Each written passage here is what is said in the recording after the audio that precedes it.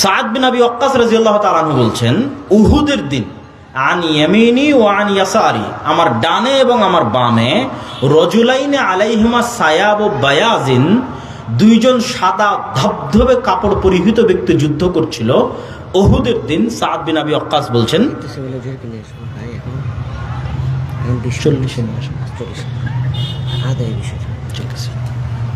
আমার ডানে এবং বামে দুইজন সাদা ধবধবে পোশাকধারী ব্যক্তি যুদ্ধ করতেছে। মা রাআইতুহুমা ক্বাবলু ওয়ালা বা'দ, আমি তাদেরকে আগেও কোনোদিন দেখিনি, পরেও কোনোদিন দেখিনি।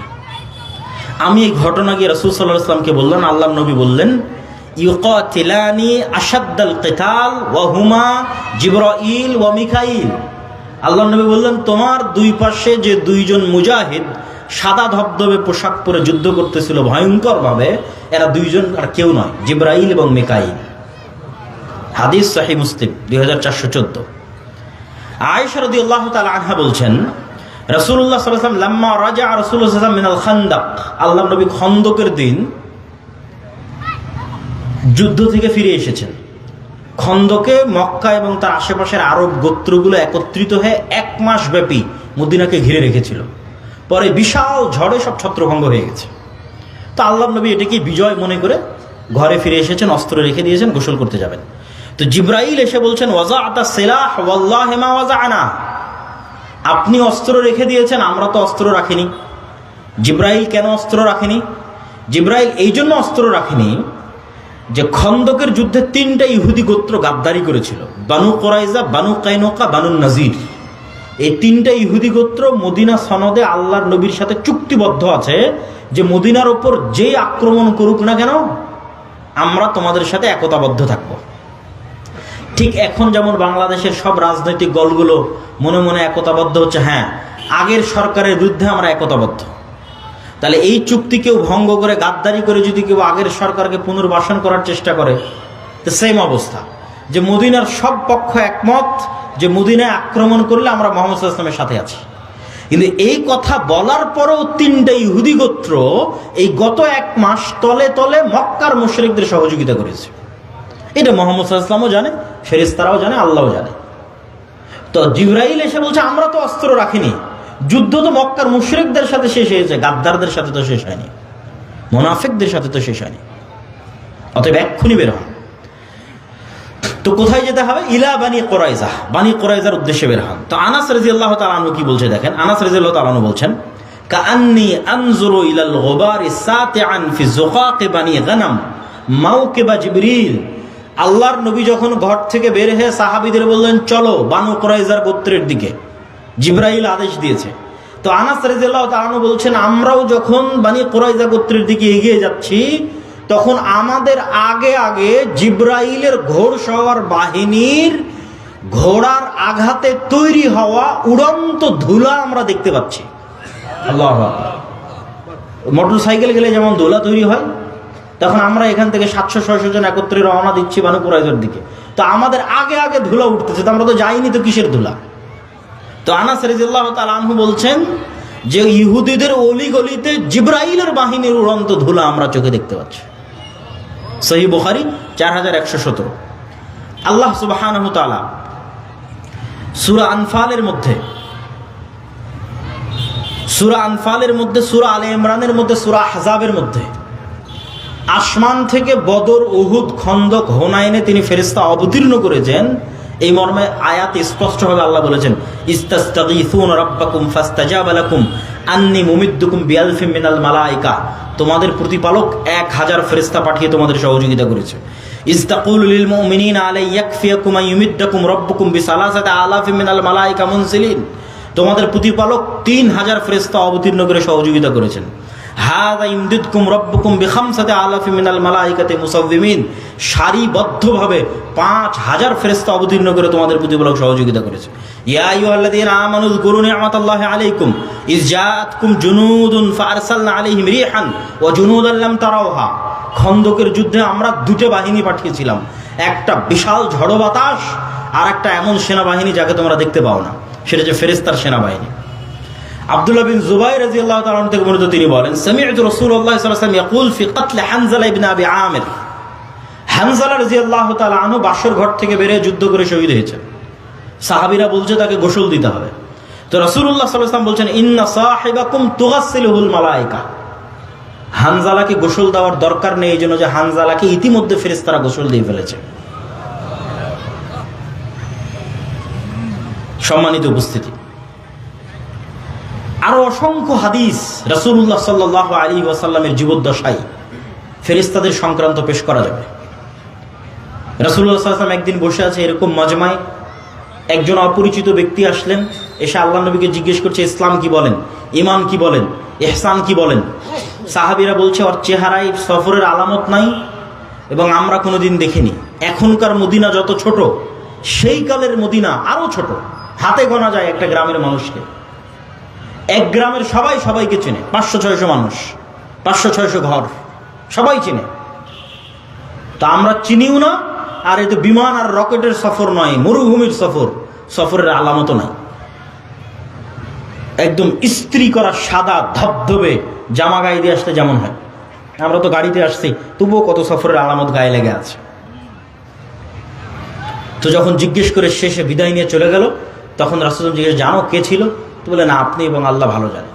তো বলে, জিবরাইল এসেছিল তোমাদেরকে দিন শেখানোর জন্য। তাহলে ওনারা স্বচক্ষে ফেরেশতাদের দেখতেছে, ফেরেশতাদের অস্তিত্বকে স্বচক্ষে দেখছে, ফেরেশতাদের অস্তিত্বের প্রভাব স্বচক্ষে দেখছে, স্বচক্ষে অনুভব করছে।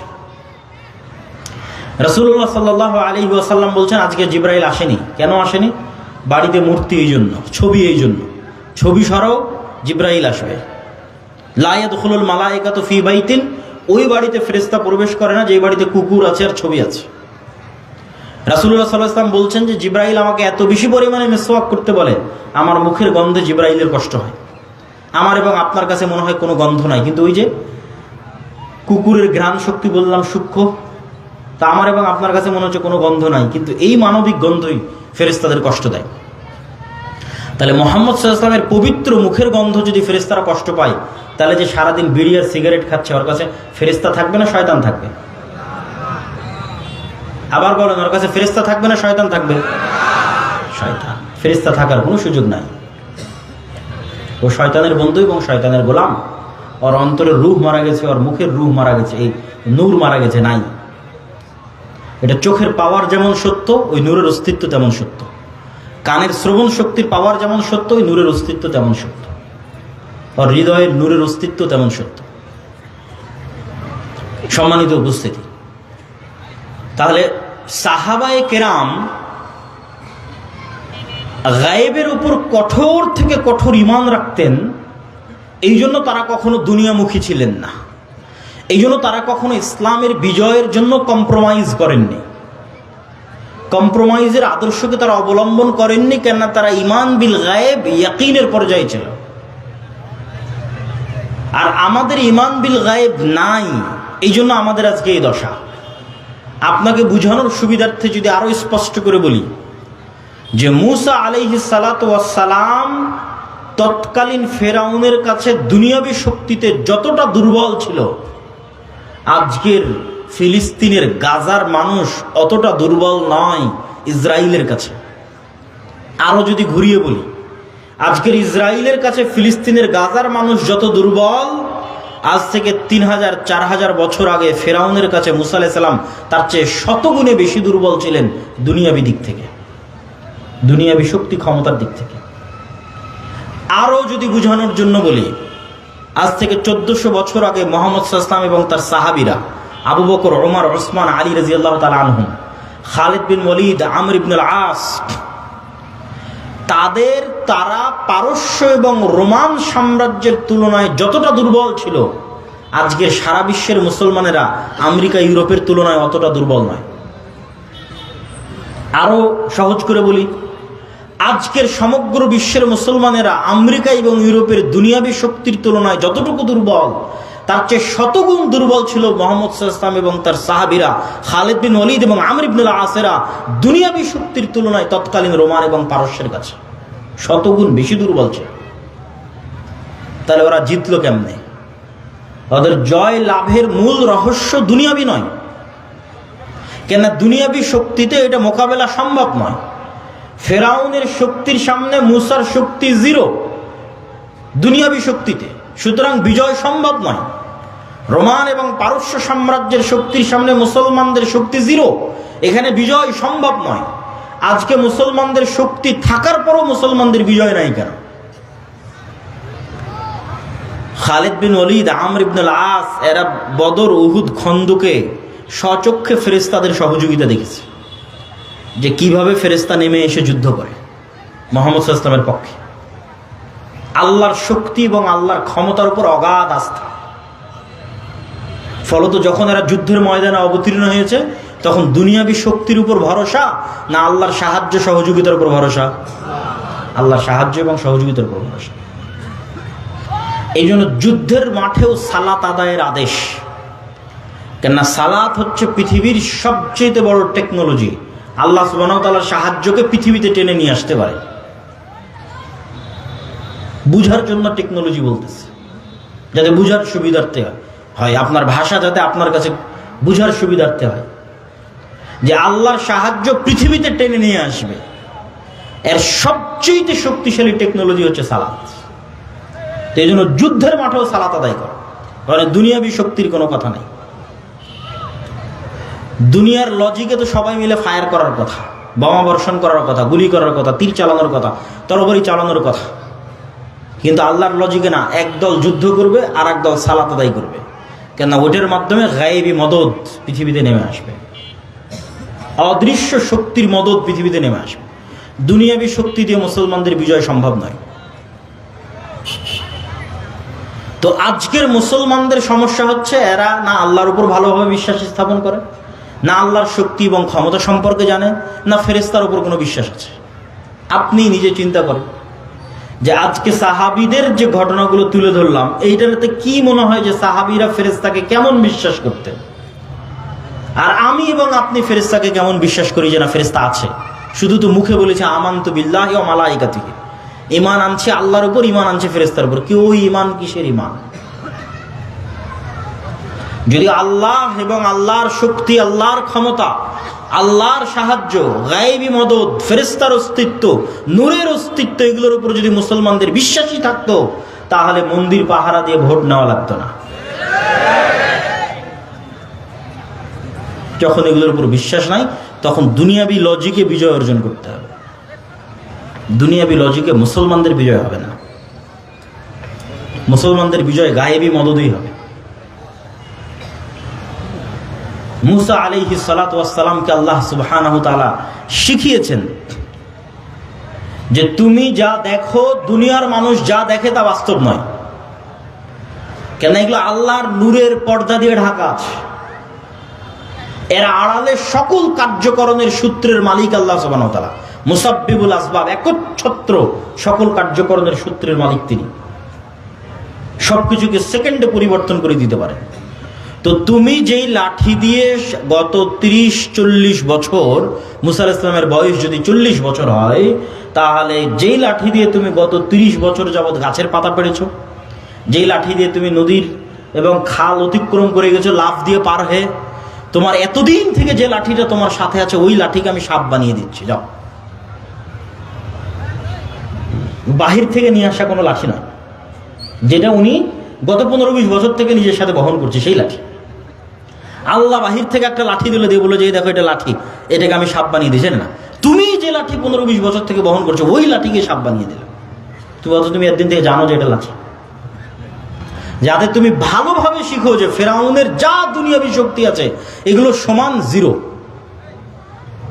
যেটা ইসলামের একটা কালিমা আছে, লা হাওলা ওয়ালা কুওয়াতা ইল্লা বিল্লাহ। নেই কোনো শক্তি, নেই কোনো ক্ষমতা, আল্লাহর শক্তি, আল্লাহর ক্ষমতা ছাড়া। তাহলে কি সারমর্ম দাঁড়ালো? আমেরিকার শক্তি এবং ক্ষমতা সমান কি? জিরো।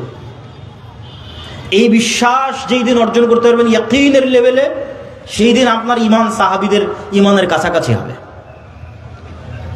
ইসরায়েলের দুনিয়াবী ক্ষমতা এবং দুনিয়াবী শক্তি সমান যখন আপনি মানসিকভাবে, মেন্টালি ফিল করতে পারবেন খুব ভালোভাবে যে না, এই শক্তি, এই ক্ষমতা সমান হচ্ছে জিরো। লা হাওলা ওয়ালা কুওয়াতা ইল্লা বিল্লাহ। পৃথিবীতে শক্তি এবং ক্ষমতা যদি একমাত্র থাকে সেটা কার? আল্লাহ সুবহানাহু ওয়া তাআলার। ইমানের মাত্রা যেদিন এই লেভেলে পৌঁছে যাবে, ইমানের মাত্রা অনুযায়ী হেল্প আসবে। ইমানের মাত্রা আরো লেভেলে পৌঁছলে আবার ফেরেশতা নেমে আসবে। বাধা তো নাই ফেরেশতা নামতে, ফেরেশতা নামতে বাধা নাই, তার প্রমাণ কোথায়? রাসূলুল্লাহ সাল্লাল্লাহু আলাইহি ওয়াসাল্লাম বলছেন, দাজ্জাল পৃথিবীর সব শহরে যাবে। মক্কা মদিনায় যখন ঢোকার চেষ্টা করবে, তখন মক্কা মদিনার প্রত্যেকটা প্রবেশ পথে ফেরেশতা উন্মুক্ত তরবারি হাতে দাঁড়িয়ে থাকবে। ঈসা আলাইহিস সালাতু ওয়াস সালাম ফেরেশতার ঘাড়ে হাত দিয়ে দুনিয়াতে নেমে আসবে। তো মানুষ তো দেখবে ফেরেশতাকে, ফেরেশতার ঘাড়ে হাত দিয়ে নেমে আসে। তো ফেরেশতা নেমে আসতে কোনো বাধা নাই, কিন্তু ওই লেভেলের ইমানই নাই তো আসবে কোত্থেকে? ওই লেভেলের ইয়াকিন নাই, তাহলে আসবে কোথায় থেকে? সম্মানিত উপস্থিতি,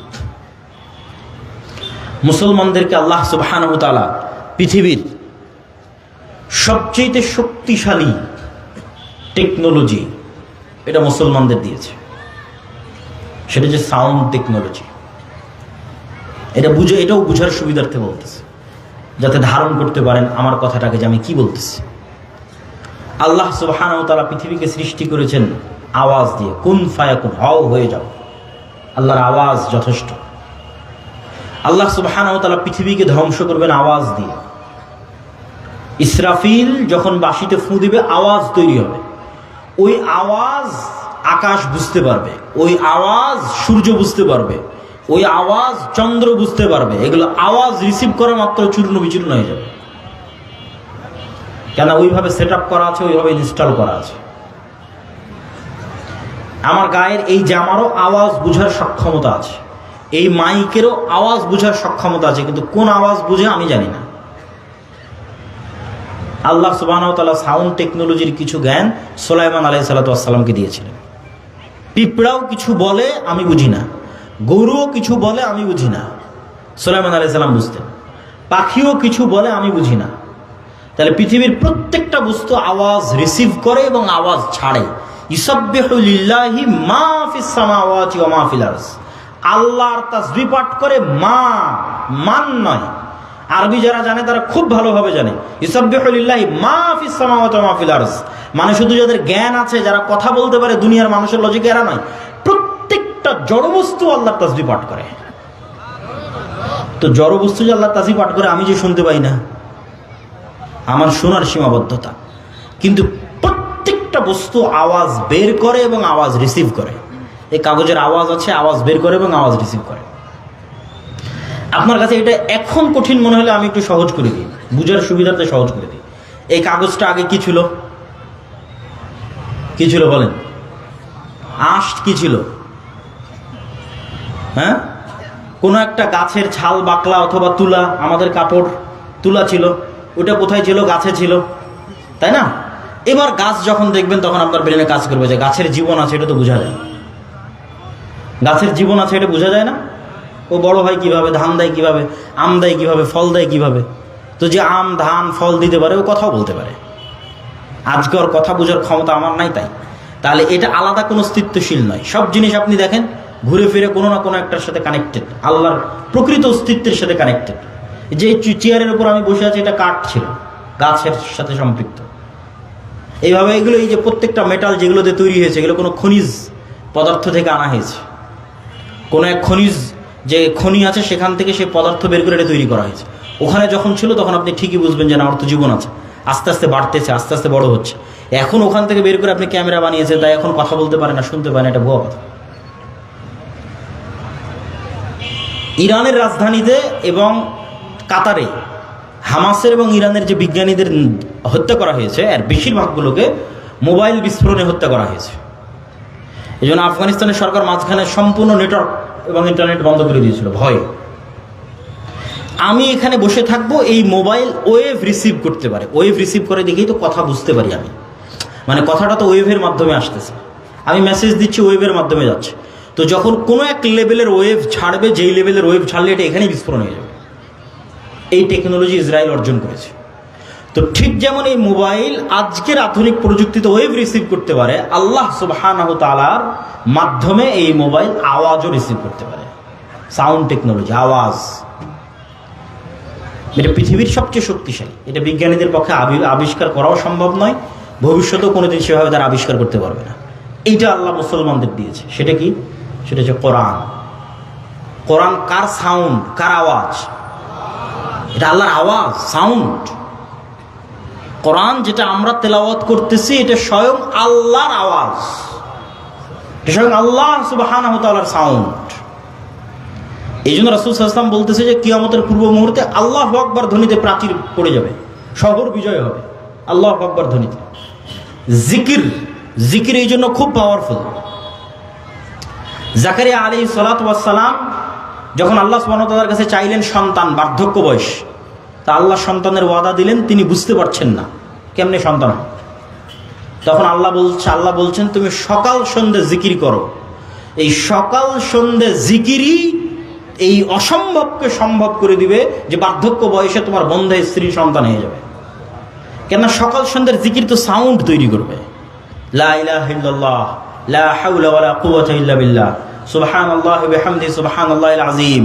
তো এই সাউন্ডগুলো যেমন এখন ইনস্ট্যান্ট ওয়েভের মাধ্যমে আমেরিকা পৌঁছে যাচ্ছে, কোনো না কোনোভাবে এগুলো সরাসরি আল্লাহ সুবহানাহু ওয়া তাআলার কাছে পৌঁছে যাচ্ছে। সাথে সাথে আল্লাহ সুবহানাহু ওয়া তাআলা সাথে সাথে শুনতে পাচ্ছে। তখন এগুলো পুনরায় এগুলোর প্রভাব পৃথিবীতে ফিরে আসতেছে। কোরআন তেলাওয়াত করতেছেন, এটা শক্তি, পাওয়ার হাউস। কোরআন বুঝা, কোরআনের জ্ঞান অর্জন করা, সালাত আদায় করা, এগুলো হচ্ছে মুসলমানদের শক্তির জায়গা। ঈমান বিল গায়ব, এগুলো হচ্ছে মুসলমানদের শক্তির জায়গা। সম্মানিত উপস্থিতি, ফেরেশতার অস্তিত্বের উপর বিশ্বাস স্থাপনের একটা উদাহরণ দিয়ে আজকের বক্তব্যের শেষের দিকে যাব। এতক্ষণ তো ফেরেশতাদের ঈমান বিল গায়বের একটা পার্টের আলোচনা করেছি আজকে, সেটা হচ্ছে ফেরেশতাদের অস্তিত্ব। 6টা ঈমান বিল গায়ব। আমাদের একটা বই আসতেছে সামনে, আল্লাহর পথে যাত্রা। আগামী 6-7 নভেম্বর সালাফি কনফারেন্সে কিছু কপি পাওয়া যাবে। আগামী 6-7 মানে এই 3-4 দিন পরে, আগামী বৃহস্পতিবার শুক্রবার, এখান থেকে বেশি দূরে নয়, আল জামিয়া সালাফিয়া ডাঙ্গিপাড়া পাওয়া রাজশাহী। দেশ বিদেশের আলেম ওলামা উপস্থিত থাকবে। আপনাদের দাওয়াত থাকলে উপস্থিত হবেন তো ইনশাআল্লাহ? ইনশাআল্লাহ। তো ওখানে আমাদের এই ঈমান বিল গায়ব এবং ইসলামের যে 5টা আরকান আছে, এই পুরো বিষয়ের উপর একটা বই আসতেছে, আল্লাহর পথে যাত্রা, যেটা কিছু কপি পাওয়া যাবে ইনশাআল্লাহ। তো সেখানে আরো বিস্তারিত আলোচনা আছে। তো আমি যেটা বলছিলাম যে ফেরেশতার অস্তিত্বের উপর আলোচনা করলাম, বাস্তবে কেমনে প্র্যাকটিক্যালি দেখবেন ফেরেশতা আছে। এটার একটা উদাহরণ দিই, একটা হোমওয়ার্ক দিই, একটা বাড়ির কাজ দিই। যদি বাস্তবে করেন আপনি দেখবেন যে হ্যাঁ, ফেরেশতার অস্তিত্বের আপনি সন্ধান পেয়ে যাবেন। সেটা হচ্ছে, কোথাও যদি বিমানের টিকিট থাকে, ট্রেনের টিকিট থাকে, বাসের টিকিট থাকে, পরীক্ষা থাকে, ভাইভা থাকে, তাহলে যেই লেভেলের নিয়ত থাকে যে আজকে আমার 11টায় ট্রেন আছে, ধরা লাগবে, আজকে আমার 6টায় বিমান আছে, ধরতে হবে, ওর চাইতে বেশি লেভেলের নিয়ত করবেন যে আগামীকাল ফজরের সালাত আছে, উঠতে হবে। নিয়তের মাত্রাটা হবে এর চাইতে বেশি লেভেলের।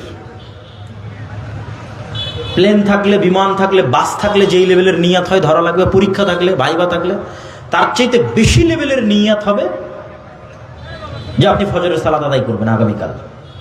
এখন আগামীকাল ফজরের সালাতে উঠবেন, তো আমরা ফেরেশতার অস্তিত্বের পরীক্ষা নেব, তাই না?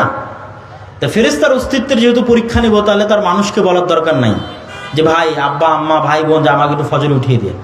উঠানোর জন্য তো আল্লাহর ফেরেশতা আছে, আপনাকে উঠানোর জন্য আল্লাহর ফেরেশতা আছে, তার মানুষকে বলার কি দরকার? মোবাইলে অ্যালার্ম দেওয়ারও দরকার নাই। মোবাইলে অ্যালার্ম কেন দিবেন? ফেরেশতা তো আছে। আপনি ফেরেশতার একটু নিকটবর্তী হন, দেখেন যে বাস্তবে ফেরেশতা আপনাকে উঠিয়ে দেয় কিনা। আল্লাহ সুবহানাহু ওয়া তাআলার ফেরেশতা নিয়োজিত আছে। তো রাসূলুল্লাহ সাল্লাল্লাহু আলাইহি ওয়াসাল্লাম অসংখ্য হাদিসে বলছেন, কেউ যদি ওযু অবস্থায় ঘুমায়, কেউ যদি আয়াতুল কুরসি পড়ে ঘুমায়, ঠিক আছে, ঘুমানোর যে সুন্নাতগুলো আছে এগুলো পালন করে ঘুমায়, তাহলে তার মাথার কাছে ফজর পর্যন্ত একজন ফেরেশতা বসে থাকে। বলেন আল্লাহু আকবার। এবার আপনি পরীক্ষা নেন যে ফেরেশতা বসে আছে আপনার মাথার কাছে। নিয়ত শুধু হবে ওই লেভেলের, আর কিচ্ছু করা লাগবে না।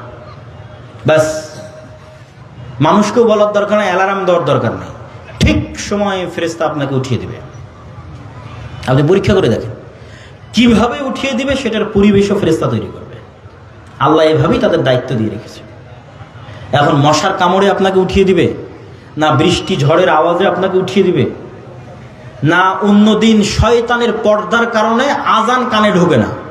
তো আজকে ফেরেশতা বসে আছে, তো শয়তানের পর্দা কান থেকে সরে গেছে, ডাইরেক্ট আজানই কানে ঢুকে যাবে। আল্লাহু আকবার, আজান শুনে উঠে যাবে। আপনি দেখেন পরীক্ষা করে। আর শয়তান আছে কিনা তা পরীক্ষা করবেন কেমনে, যে শয়তান যে আছে। এবং এই আপার লেভেলের মেশিন কালবকে নিয়ে যে শয়তান খেলাধুলা করে, কালব পরিবর্তনশীল, এত উচ্চ প্রযুক্তির মেশিন এটা যে প্রতি সেকেন্ডে পরিবর্তন হয়, ধরা পাওয়া যায় না, কন্ট্রোলে রাখা যায় না, খুব ভয়ঙ্কর। তো আপনি 2 রাকাত সালাত আদায়ের নিয়ত করেন যে না 2 রাকাত সালাত আদায় করব, খুব কঠোর প্রস্তুতি নিয়ে, একদম ভয়ঙ্কর সিদ্ধান্ত নিয়ে 2 রাকাত সালাতে দুনিয়ার কোনো কথা মনে করব না। উজু করে নতুন জামা কাপড় গায়ে দিয়ে একাই এক আলাদা ঘরে লাইট বন্ধ করে দিয়ে, কোনো রকমের ডিস্ট্রাকশন নাই, মনোযোগ বিচ্ছিন্ন হতে পারে এরকম কিছু নাই, ফোন নাই, কিচ্ছু নাই, ছেলে মেয়ে নাই, নির্জন এলাকায় চলে গেছে। 2 রাকাত সালাত আদায় করবেন যেন দুনিয়ার কথা মনে না পড়ে। এবার 2 রাকাত সালাতে দাঁড়ানোর 5-10 সেকেন্ডের মধ্যেই আপনার অজান্তেই আর দুনিয়ার কথা ভেতরে ঢুকে গেছে, আপনি ধরতে পারেননি। কিন্তু এখন 2-5 সেকেন্ড, 10 সেকেন্ড, 20 সেকেন্ড যাওয়ার পর আপনার মনে পড়ছে, আরে আজকে তো সালাতে দাঁড়িয়েছিলাম, দুনিয়ার কথা মনে করবো না, তো মনে তো করা শুরু করে দিছি। ঘটনা কি? এটাই শয়তান। রাসূল সাল্লাল্লাহু আলাইহি ওয়াসাল্লাম বলছেন ইয়াখতালিসুহু শাইতান, শয়তান সালাতের মধ্যে মানুষের অন্তরকে ছিনিয়ে নিয়ে চলে যায় রাখতে, এটাই শয়তান। তাহলে শয়তানের অস্তিত্ব, ফেরেশতার অস্তিত্ব আপনার ছেলের চেয়েও সত্য, আপনার বাবা মায়ের চেয়েও সত্য। আপনার বাড়িতে আপনি কাকে জায়গা দিয়েছেন সেটা চিন্তা করেন। বাড়িতে যদি ছবি থাকে, বাড়িতে যদি মূর্তি থাকে, কুকুর থাকে, বাড়িতে যদি সালাম দিয়ে না ঢুকেন, বাড়িতে যদি কোরআন তেলাওয়াত না হয়, তাহলে ওই বাড়িতে সবসময় কে আছে? শয়তান আছে। পেশাবের যত্ন নেয় না, পরিষ্কার পরিচ্ছন্ন থাকে না, ঠিক আছে? ওরা সব মুতাহহারুন, ফেরেশতাদের পেশাব নাই, পায়খানা নেই, সব পবিত্র।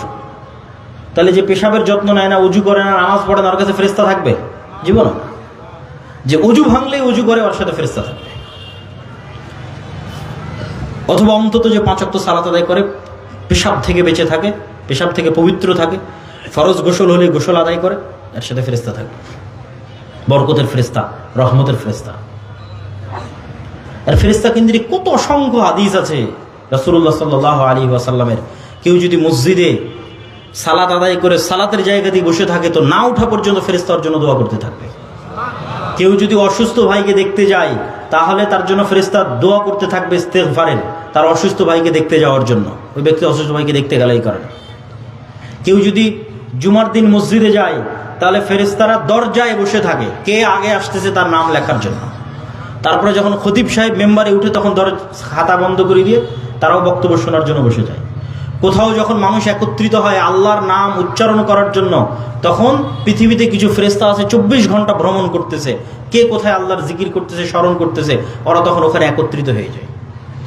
আল্লাহ যদি চায়, আমাদের নিয়ত যদি ঠিক থাকে, তাহলে এখানে হাজার হাজার শত শত ফেরেশতা আছে। সম্মানিত উপস্থিতি, এই জন্য ঈমান বিল গায়বকে মজবুত করতে হবে, ইয়াকিনের লেভেলে নিয়ে যেতে হবে। অদৃশ্যের উপর বিশ্বাস, আল্লাহর উপর বিশ্বাস, আল্লাহর নূরের উপর বিশ্বাস, ফেরেশতার উপর বিশ্বাস, পরকালের উপর বিশ্বাস। পরকাল মানে মৃত্যুর পর পুনরুজ্জীবন, এটাই পরকাল। মৃত্যুর পর পুনরায় জীবিত করা, এটাই পরকাল। আর মৃত্যুর পর পুনরায় জীবিত করা, এটা আল্লাহর কাছে এত সহজ, এত সহজ, এত সহজ, যে আল্লাহ দুনিয়াতেই দুইজন মানুষকে মৃতকে জীবিত করার ক্ষমতা দিয়ে দুনিয়ার মানুষকে দেখাবেন, দেখো মৃতকে জীবিত করা কত সহজ। আর তুমি বিশ্বাস করছো যে আমি মৃতকে জীবিত করতে পারবো না? তার একজন চলে গেছে, ঈসা আলাইহিস সালাতু ওয়াস সালাম। এইভাবে এক খাবল কাদা নিয়ে এইভাবে ফু দিতেন, বিইজনিল্লাহ, বিসমিল্লাহ, ওই এক খাবল কাদা থেকে পাখি হয়ে আকাশে উড়ে চলে যেত। মৃত মানুষের গায়ে হাত দিয়ে বলতেন বিইজনিল্লাহ, বিসমিল্লাহ, জীবিত হয়ে যাও, জীবিত হয়ে যেত। আর আরেকজন এখনো আসেনি, বাকি আছে, সেটা হচ্ছে দাজ্জাল। দাজ্জালকে আল্লাহ ক্ষমতা দিবে। এইভাবে দাজ্জাল দেখাবে যে আমি আল্লাহ বিশ্বাস করছো না, আমি রব বিশ্বাস করছো না, তোমার দাদা কই? বলে আমার দাদা আজ থেকে 15-20 বছর আগে মারা গেছে। ঠিক আছে, তোমার দাদাকে নিয়ে আসতেছি। কবরস্থান থেকে মানুষের দাদা উঠে আসবে। তোমার আব্বা কই? বলে আমার আব্বা আছে 2 বছর আগে মারা গেছে। ঠিক আছে, তোমার আব্বা আসতেছে। কবরস্থান থেকে আমার আব্বা উঠে, তোমার আম্মা কই? তোমার আম্মা 10 বছর আগে, তোমার আম্মা কবরস্থান। তোমার দাদি কই? আরে দাদা, দাদি, বাবা, মা সব কবরস্থান থেকে উঠে এসেছে, জ্যান্ত জীবন তোর সামনে কথা বলতেছে। এই ফিতনা হচ্ছে দাজ্জালের ফিতনা। তাহলে দুনিয়াতে মানুষই মানুষকে জীবিত করবে আল্লাহর অনুমতিতে, ডাল ভাতের মতো। এটা আপনার কাছে আশ্চর্য মনে হচ্ছে? ঠিক আজ থেকে 100 বছর আগে যদি মহাদেবপুরে কেউ বক্তব্য দিয়ে গেছে, যদি দিয়ে গিয়ে থাকে, এরকম 500-1000 মানুষ যদি বসে থাকে, আর যদি বলে থাকে যে এখানে কথা বললে সরাসরি আমেরিকায় শোনা যাবে, তো এরকমই হেসেছে, এই কিরে আমি এখন কথা বলবো আমেরিকায় শোনা যাবে, পাগল নাকি? আর এখন আপনারা দেখতেছেন যে আপনি কথা বলছেন, ইংল্যান্ড আমেরিকায় শোনা যাচ্ছে ওই যে মোবাইল। এইরকম এটা একদম পানির মতো সহজ হয়ে যাবে। আজ থেকে 100 বছর আগে যেমন এখানে কথা বলবো আমেরিকায় লাইভ দেখা যাবে, আমেরিকায় চলবে, এখানে লাইভ দেখা যাবে, এটা যেমন অসম্ভব ছিল, আজকে যেমন একদম ইজি সহজ হয়ে গেছে, এই রকম সহজ হয়ে যাবে দাজ্জালের জন্য মৃতকে জীবিত করা, এবং সত্য এবং বাস্তব। আর এরকম সহজ আল্লাহ করে দিয়েছিলেন ঈসা আলাইহিস সালামের জন্য মৃতকে জীবিত করা, সহজ এবং বাস্তব, যাতে মানুষের ঈমান ইয়াকিন হয় যে আমরা মরলে আল্লাহ আমাদের কি করতে পারবে? বলেন তো কি করতে পারবে? জীবিত করতে পারবে। সম্মানিত উপস্থিতি,